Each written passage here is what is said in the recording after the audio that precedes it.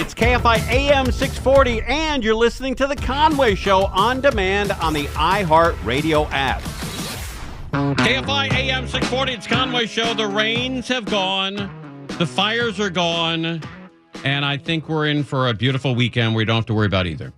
No fires, no rain. Everybody can just sort of take a deep breath and enjoy yourself. You know, get outside, go play golf, maybe go to the racetrack, maybe do both. That's possible. Show correction. Bellio, so Alex Stone is not coming on today. Scratch Alex Stone? Scratch Alex Stone. Okay. Scratching Alex All right, Stone. so scratching, and let's put Michael Monks in his place. Yeah, let's do Michael. Okay, Scratch Stone. Sorry to do this on the air. Dr. Ray's late scratch? Dr. Ray? Dr. Ray's not on today. Late scratch. Late scratch. How about LAFD Eric Scott? Captain Eric Scott. I'm waiting on confirmation All right, we'll from put him, but we have a star. request out, yeah. Patrick O'Neill with the Kings can't make tonight, it? No? not tonight, Okay. not tonight. Let's put in No. let's put it, I'll write in Alex Maybe Michelson. Alex would be good. Okay. And then Tuala, can he come on or no? He can't come on tonight. All right. Not tonight. How about that activist out of Calabasas? What's her name? Michelle Geller? Yeah, let's have her on. Let's have Michelle on. All right. So just a different rundown today. Okay. Sorry All right. about that. Now look, hey Bellio, every once in a while, one gets across, and gets away from you. Yeah. Do you want to tell everybody what happened?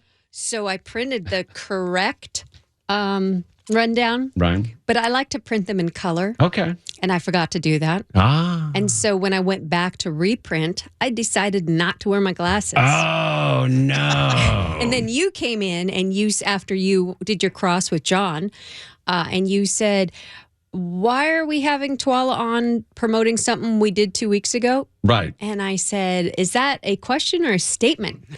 And you pointed at the rundown, and I went, oops. Uh-oh. Ding dong.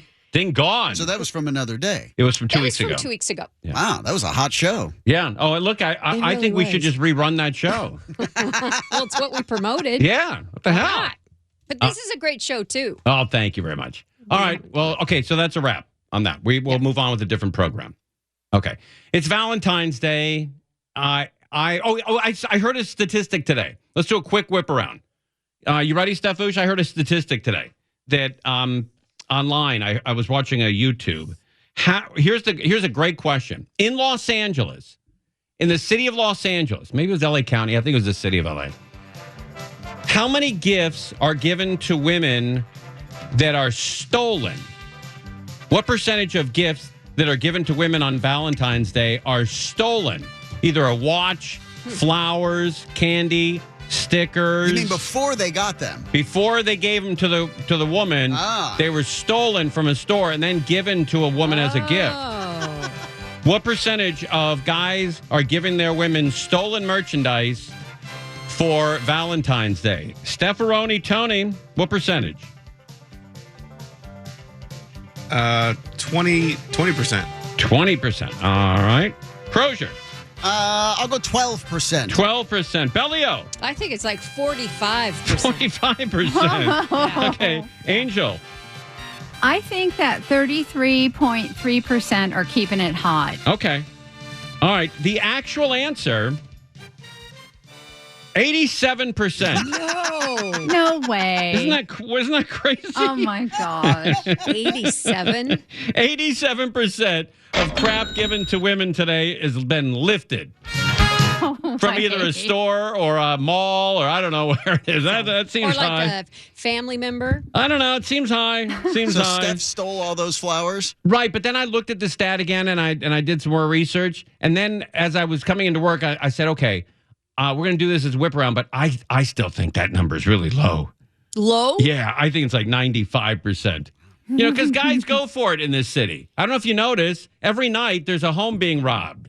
Every day there's a store being robbed. Yeah. So we're going for it. Well, have you ever stolen anything and given it as a gift? Ooh, great question. Thank you. Great question. I think I did way back when I was in 6th grade. Because I wanted to give my then who I thought was my girlfriend talking with other boys at lunch, though. I caught her doing that. Uh-oh. But I wanted to give her a little like a necklace or some kind of jewelry for Valentine's Day.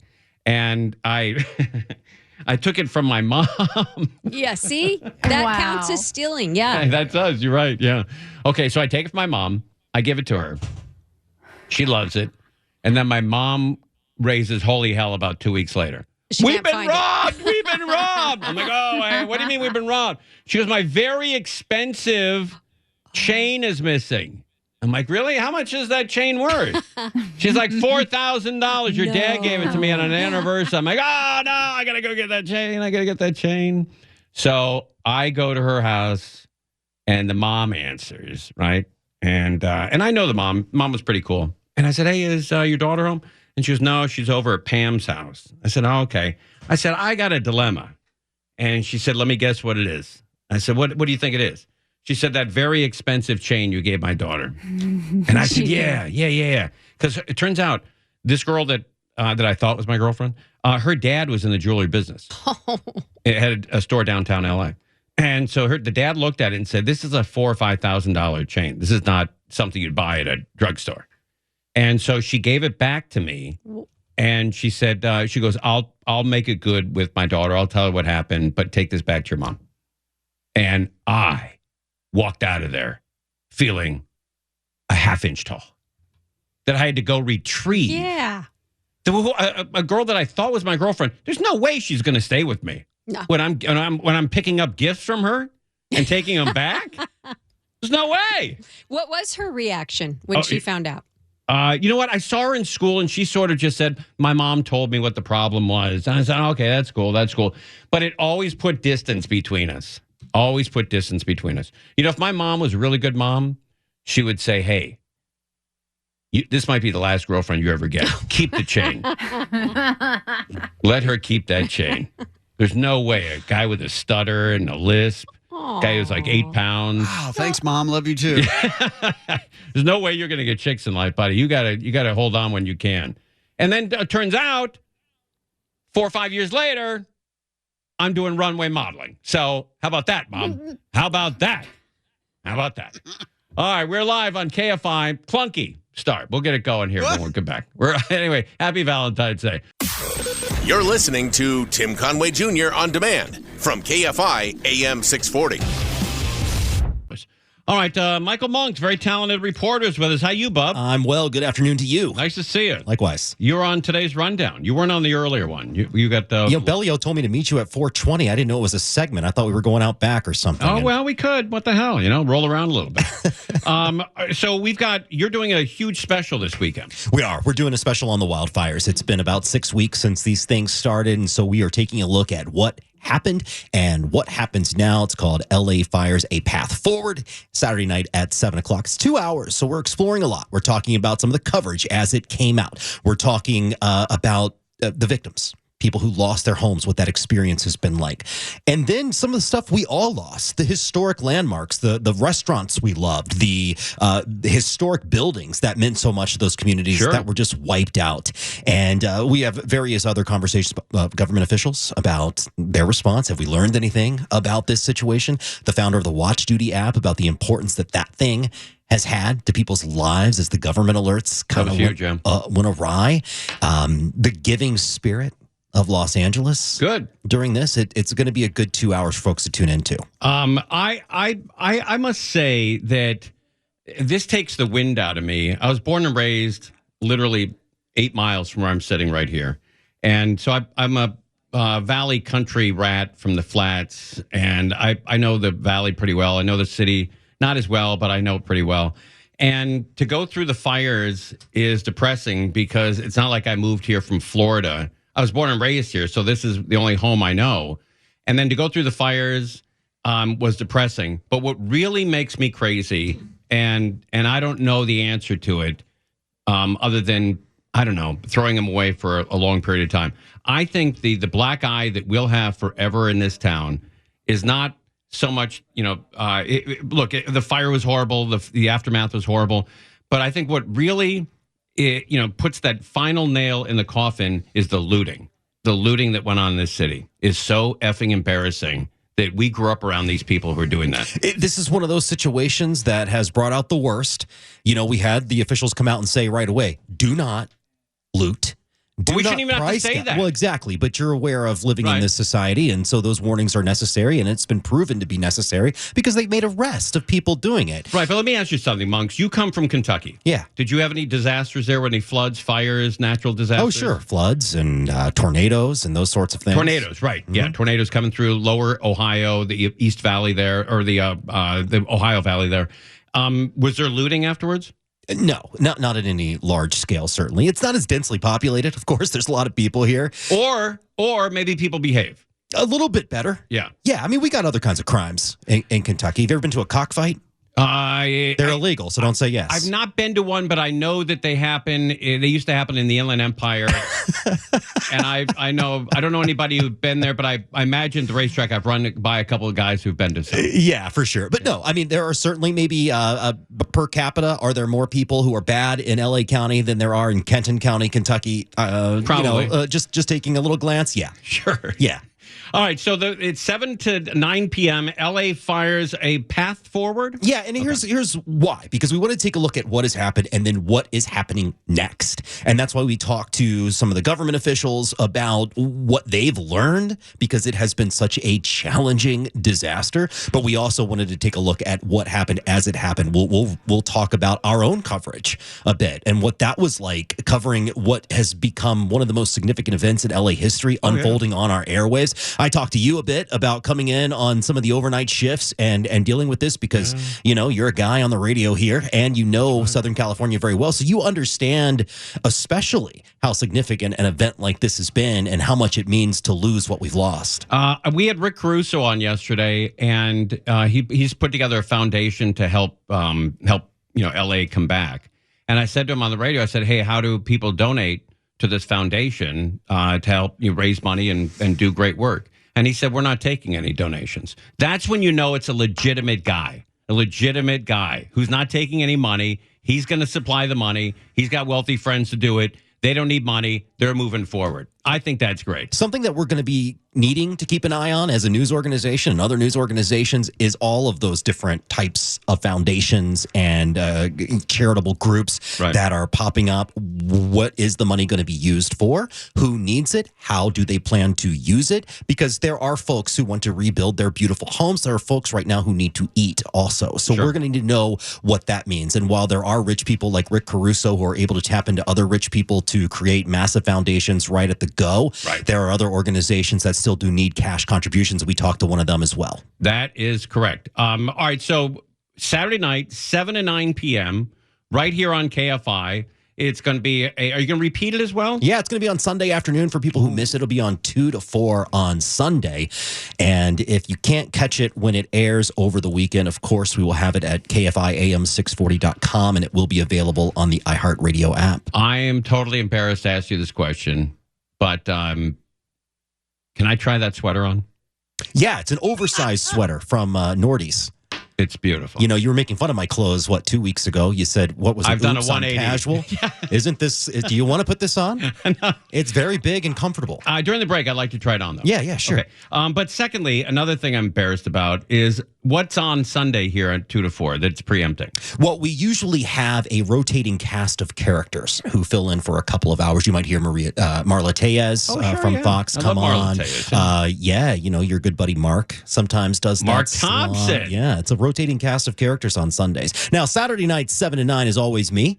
And I love hosting Saturday nights here in Burbank and catching that SoCal Saturday night vibe, talking about the news. Excellent. And I listen on Saturday. Yeah, you're a big talk radio guy. Big talk radio guy. Yesterday, Mark Thompson was frantic, and I didn't want to say this on the air when he was here because I didn't want to make him, more crazier than he was. But his electricity went out at his house. And so he came to work, and he had to go to a dinner afterwards, and he only had 23% power in his car, in his Tesla. And so he went down during a commercial break. He went down to plug into one of our outlets here in the parking lot. And if you pay for, I don't know, it's 10 or 15 bucks, you can get a full charge down in our parking lot. So he goes down, pulls his car up to one of those pumps, one of those outlets. And now he's got to download the app. He's got to open up an account. He's got to have a password. He's got to put his credit card information, have that verified. And he didn't have time to do that. So he came up here sweating, panicking, and now he doesn't know if he's going to be able to get to dinner and home. And if he gets home and there's no electricity's out, how's he going to charge? And I was very thankful that I power my car with gasoline. Did you hear from him since? I have not. Yeah. I just hope it worked out. Yeah, I hope he's doing all right. Yeah, out there. I don't want to bum him out by saying, hey, can I give you a ride? I did offer him to use I said, if you want to use my car, you feel free to use my car and I'll use yours and, come pick it up later. I didn't know they had that in the garage, though. They do. They have a car wash, too. Have you used that? I have not used the car wash. Belly uses the car wash. Belly loves it. But there's about 5 or 6, what do they call them? They're not pumps. What are they? Electric charging stations. stations. Charging stations. And they're down there, but you got to pay for them with a credit card. You got to open an account. Oh. You have to verify it. You got to verify the credit card. It takes you 20 minutes. Nothing's and easy. you can't do it downtown, down in the garage because there's no cell service. You can't make a call. So you got to go outside to download it, then go back, put the number of the pump, and go outside to put your password in the. Well, let's put out an Amber Alert for one Mark Thompson in case we haven't heard from him. Okay, Saturday, 7 to 9 p.m. and Sunday, 2 to 4. LA Fires, a path forward. Excellent, buddy. Thanks for coming on. I'm My looking pleasure. forward to it. Thanks for the time. All right, there he goes. Michael Monks, everybody. When we come back, I think Alex Michelson. No, he's on at 5:05. All right. Maybe LAFD Captain Eric Scott. He's not confirmed, but one of his guys got blown into the ocean in one of those. I don't know what they call it. It's not a fire truck. It's like a fire SUV. Yeah, he was like an inspector. Okay. Yeah. He got blown right into the Pacific Ocean. Halfway to Hawaii, they said. And he had to cut himself out with a seatbelt. Just saw them pull that thing out of the ocean with a big crane. Yeah. Amazing. Am I confusing videos, or is that also the guy that got swallowed by the whale? No, that would be different. That was a different video? Yes, that guy was in a kayak. In New Zealand. Good. Well, same ocean. All right. Yeah. All right. I got my oceans right. Okay. Guy was swallowed by a whale and then spit out. Now, Mark Thompson had a great comment. If that wasn't on video, you would say to him, hey, Carl, please, you may have gotten close to the whale. That might have been, really confusing for you. But he swallowed you and then he spit you back up. Is that what you're telling us? Okay. All right. Carl's got a story for us again. What is it again, Carl? You were inside the mouth. Look, I'm not reducing the horror that it was when he got really close to you and maybe bumped you. No, he swallowed you and then spit you out. Okay, Carl. Okay. You know that Bellio's husband has asked her not to do the dishes without her glasses on. Really? Yeah. Why is that? I love how that becomes part of the show. What did she accidentally wash or not wash? Well, it has something to do with why I gave Tim the wrong rundown today. Yeah.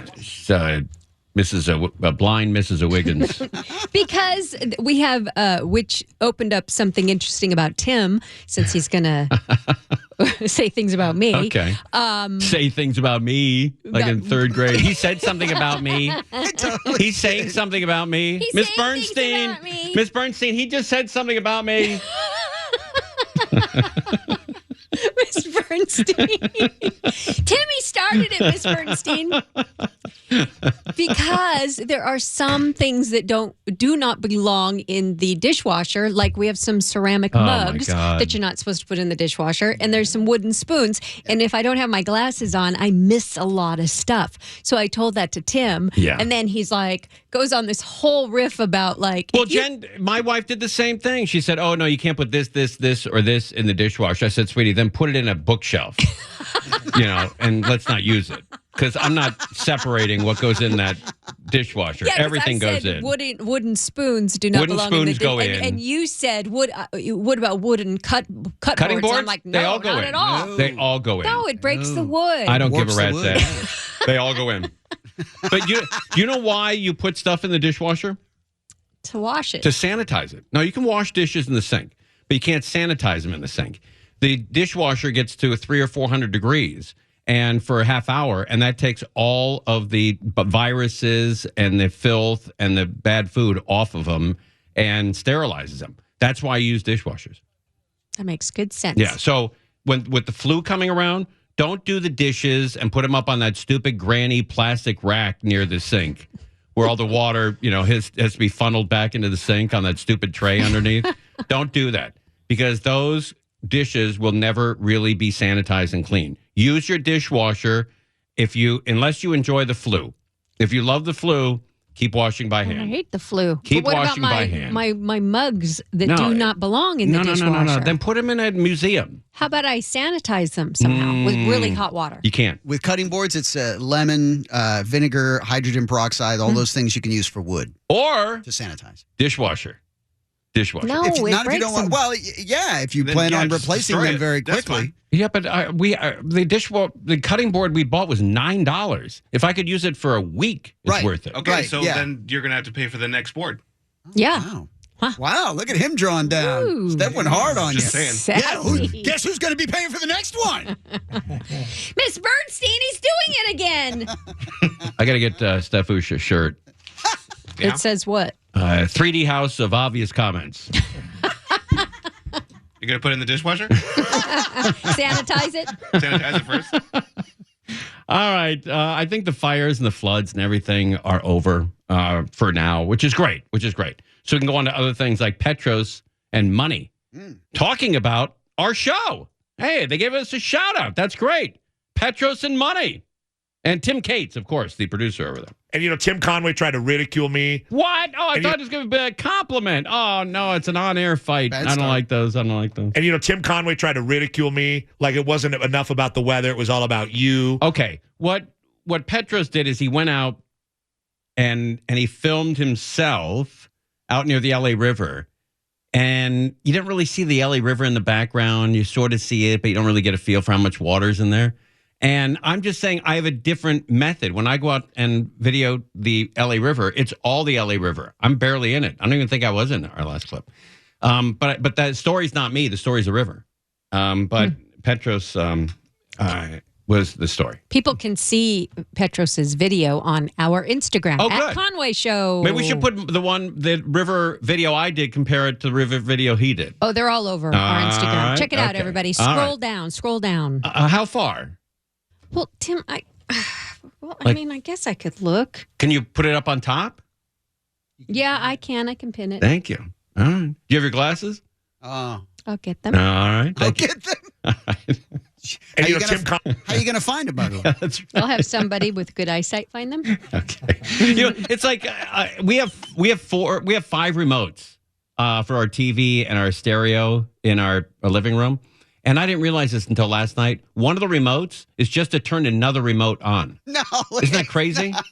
I have to point That's it a at another. thing? Yeah, I've got to point at another remote to turn that remote on because it doesn't go on automatically. Oh, it's a nightmare. It's a nightmare. I'm telling you. And, Tim Conway tried to ridicule me like it wasn't enough about the weather. It was all about you. And I don't think you did that good of a job. And I'm here to say right now, and I hope he's recording, F you, Conway. You bring me on your show and then make me feel small, like this bobblehead. You made me feel real small. And him and Mark, the weatherman, were like, oh, you don't know how to do the weather, you stupid idiot. And I was like, well, that's really encouraging. That's like how Brett Favre taught Aaron Rodgers to be quarterback of Green Bay. Just left him out there to die on his own. I saw a video Conway did for the weather from inside of his house. Must be nice. Yeah. Doing it inside when it's 72 degrees and nice and warm in your house.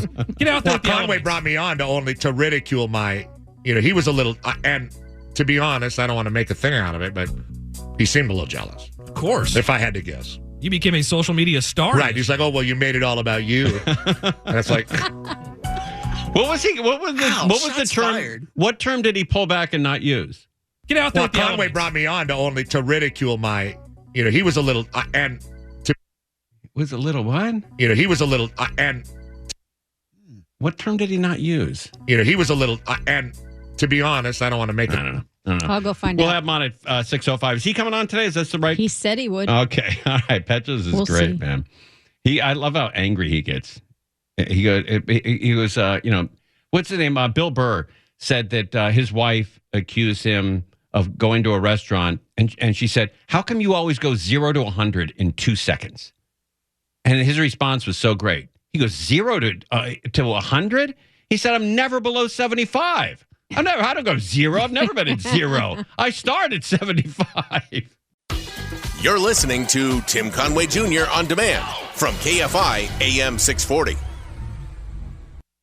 So Dukes made it originally through the fires. Does anybody want to guess why? Anybody? Okay, I'll tell you. Dukes made it through because a lot of the firemen stationed in the parking lot of Duke's because it's a big, wide parking lot. And so they needed to protect that building so they could use it for bathroom. They could use it for shelter. They can use it for cooking. They can use it for sleeping. And they protected Duke's like it was their own. And that's how Duke's survived. There you go. Little Duke's history for you. But they almost got wiped out with the floods. The floods almost wiped out Duke's. The fire didn't get them. The floods almost did, though. And Chris Christie was flying high over Duke's.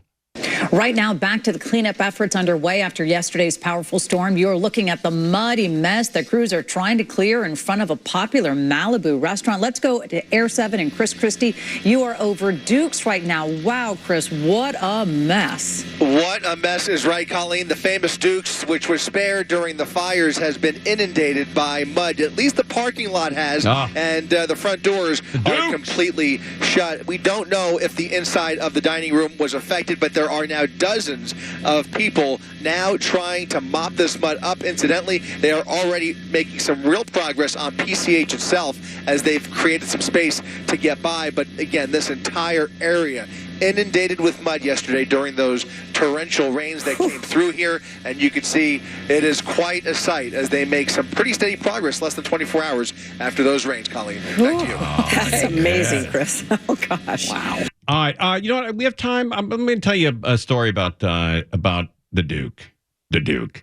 My dad was very good friends with Ernie Anderson, and one of their good friends was a guy named Pat Studstill. And Pat Studstill used to be the punter for the Detroit Lions, and I think he also played for the LA Rams. And they were around Ernie Anderson's house in Studio City, right near the LA River. And they were all drinking, smoking cigarettes, like 1970s dads did. And Ernie Anderson said, "Man, of all the players on the NFL, the kickers are the weakest, man." And Pat Studstill, who's a professional football player, said, "You don't know what you're talking about. I mean, it's very difficult to kick a football 65, 70 yards in the air." And Ernie said, "Man, anyone can do that." And so Ernie Anderson broke out what he called the Duke. He had a football. It was in plexiglass. And it was signed by all the great Cleveland Browns from the 1950s. Like Otto Graham, Lou Graza's signature was there. I think Fred Morrison, they used to call him Curly, Len Ford, all the great football players from the 1955 Cleveland Browns. They had signed this football. It was half white, half brown. And on the white area, they signed it. And this football was probably worth a couple grand. Today, probably worth 30, 40, 50 grand. So he breaks the plexiglass and he takes the football out to the backyard. Ernie goes first and he kicks it into the pool area, which is a respectable kick. It's probably 30 yards, maybe 40 yards. Very respectable kick. For a guy who was drinking, who's never kicked a football in his life. He really got into it. And he kicked in the pool area. And I think his son, without name dropping, Paul Thomas Anderson, went and retrieved it from the pool area, brought it back, and gave it to Pat Studstill. And Pat Studstill warmed up for like a minute and a half and stretched, pulled his leg back, warmed up. And then he took the ball and kicked it over the pool area, over the big, huge trees, these 40-foot trees, the eucalyptus trees that used to line the LA River, over the eucalyptus trees and into the LA River. And the LA River was flowing. And Ernie ran to the fence and looked through an opening of the fence, little tiny, slit in the fence, and he put his eye in there.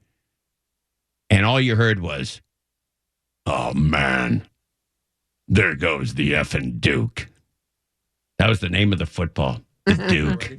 "Man, there goes the effing Duke." And the Duke never came back. That Duke is still floating around somewhere. Signed by all the great Cleveland Browns of the 1950s. The Duke. The Duke. "Man, there goes the effing Duke." That was a wrap on the Duke. The Duke. All right, that was a cool hour, Belly. I'm glad we don't have a lot of breaking news. We can sort of relax around here. We need a fun Friday. Yeah, Dr. Ray's coming up with Patrick O'Neill and I think Brad Pitt. Is that right? Hey, now. Is that a different show? I guess That was a different show. But this is a great show too. So who's coming on? Alex Michelson's up next, and then Michelle Gellar and Alex is coming up. Yeah. Great.